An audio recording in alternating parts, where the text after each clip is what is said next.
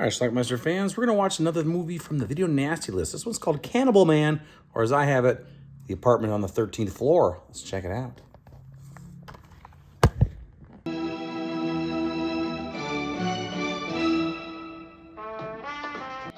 Our movie starts out with Marco. This is Marco. And he's being spied on by some guy across the street with binoculars. He's in a high-rise. This is Marcos' girl, Paula. They're discussing marriage. I love you. All right, we'll get married. As soon as I get a better job at the factory. Believe me. I believe you, Marcos. Anyway, he and Paula are making out in the car, and the taxi driver gets upset with them. All right, everybody out. What gives? I don't run a bordello. Get out of here, Romeo and Juliet. Both of you, get out of my cab. The argument gets worse that when they get out of the car, a fight ensues. Marcos takes a rock to the head, or to his head, I should say.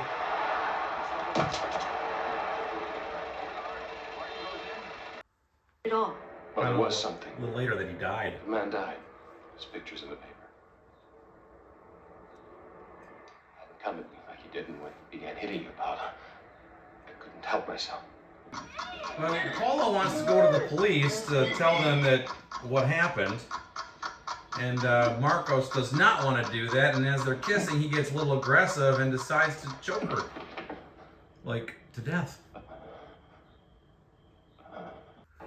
Part of this movie has subtitles, it's in Spanish only, but we find out that Marcos works at a slaughterhouse, and it's his job to throw away some of the chunks of meat into this grinder. Gives him an idea what to do with that body. Now apparently Paula's starting to smell. He kept the body at home until he figures out exactly what to do with it, so to take care of the smell, I guess he just moved the body to underneath the bed. That ought to do it.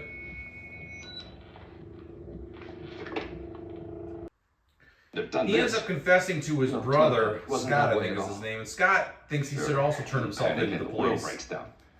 Too bad you couldn't make it with Rosa. No, man, you make it with young chicks. You've made yourself a whole lot of trouble, you idiot. We have to clean up this mess. His name is Steve, actually, not Scott. But when he suggests, going to the police and whatever else, I don't think Marcos really cares for that idea. As evidenced by his solution on how to take care of that problem. 3 murders in the matter of a couple of days and 2 dead bodies in the house. This woman came over and then she walked into the wrong room and found a few dead bodies. Here's your glass of water. There's one sure way to keep her quiet.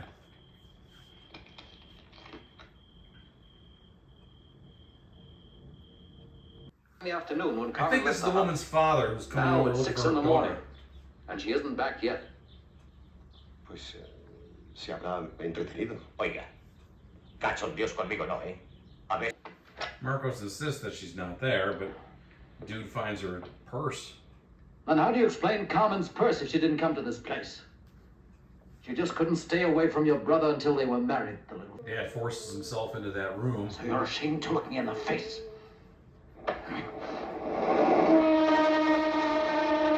Where he finds some dead bodies. And you know it's not going to end well for him. So it appears that he's been chopping up the bodies, or now that he's figured out that he needs to chop up the bodies, and he's going to be taking them to work in piecemeal, basically, and dumping them in that grinder. Back at home, he continues to chop up the bodies as needed. Chop them up and bring them to work. In there with all the corpses. Of course, I think the better solution would simply be to stop killing. One day on his way to work, he's bullied by a group of ruffians who try to steal his bag, but You aren't one of the gang anymore. of course some of his coworkers are suspicious because apparently they found some sort of weird mixture in the crap inside that grinder.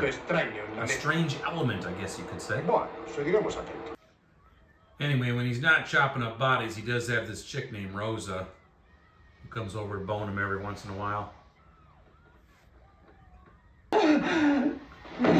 He immediately kills her too.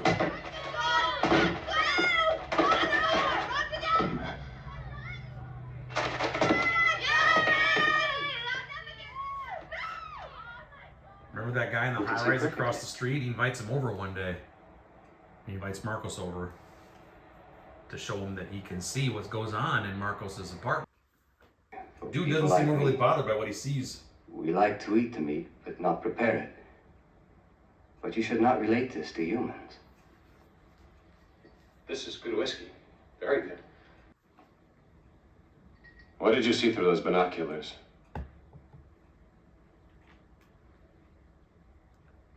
And what do you know about me? Everything. You're alone, and you're sad, and you need some help. And I want to help you. He almost kills the guy, but he doesn't. I've killed 6 persons. Instead, he calls the police on himself. I'll wait for you at my house. And that's basically how our movie ends, with Marcos waiting for the cops to come.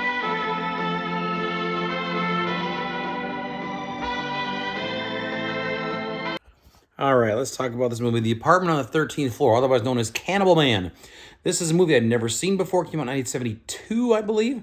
And it's video nasty, and it was part of the prosecuted list, part of one of the original movies, 39 of the list that was actually prosecuted. Although they've talked about this film since then, they think maybe it was probably thrown in there just because it had the movie or the word cannibal in it. It really has nothing to do with cannibalism whatsoever. Now, there are some murders in this, obviously, and there's a little bit of blood, but it really is not video nasty worthy, in my opinion. But what do I know? Anyway, the movie itself stars this guy, his name is Marcos in the movie, and he gets into a fight with a taxi driver who's making fun of him and his girl who were making out in the back seat. They get into a fight, a physical fight, and he ends up hitting the guy with a rock and killing him. He and the girl take off, and turns out the guy ended up dying, but he got away with it. His girl wants to, I can't remember her name, Emma Cohen was the actress, I believe, but she wants to go to the police, tell them what happened. You know, hey, he was trying to attack me, blah, blah, blah, you were defending me, that sort of thing. Marcos doesn't want to do that, and he gets upset with the girl and ends up choking her to death. So next thing you know, he's got another body. This one's in his house. He doesn't know what to do at this point. Later on, he kills somebody else and then somebody else. Next thing you know, he's just killing people left and right. He's got all these bodies in his house. He doesn't know what to do, how to get rid of them. It's starting to smell. He moves his body underneath the couch, underneath the bed. That didn't do anything. He's got spray, but nothing's helping. But he works at a plant, what do you call it, slaughterhouse, where they're butchering cattle. And they have a lot of extra pieces and stuff that has to be ground up in this machine. So he's like, what if I chop up the bodies that I have, bring them here piece by piece, and dump them in this giant incinerator grinder thing? Good idea. So he starts doing that, and he does that. But then at one point, some of the inspectors or the bosses there, they said, we've detected some sort of weird mixture inside that. So they're not onto him yet. They don't know what it is, but they're keeping an eye on this guy, Marcos. At one point, his little bag, his little valise that he brings to work, the body parts, and almost gets stolen by some people on the street, but he's able to retrieve it before they look inside. Eventually, what happens to him, his fate here, is that there's a guy next door. Marcos lives in this shack of a house, kind of like out in the desert, and there's a weird placement. It's mostly desert, not a lot around here, but there is a giant high-rise across the street. I guess this guy lived on the 13th floor, and he's always spying on Marcos because Marcos, of course, in his ramshackle shack, has a skylight, like some windows over his ceiling. So anybody up high can look in with binoculars and see what he's doing in there. And this guy has been watching Marcos kill people. So what does he do? Doesn't call the police. Instead, he invites Marcos up to his apartment and shows him what he's been doing. Here's my binoculars. I can see right in your place. And Marcos is like, what have you seen? And he's like, well, I've seen you. He knows what he's doing. He said he wants to help him. So Marcos decides not to kill him, although he did hold a broken glass bottle up to his neck at one point, but he didn't actually kill him.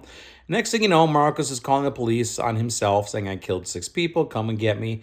And that's how our movie ends. Simple as that.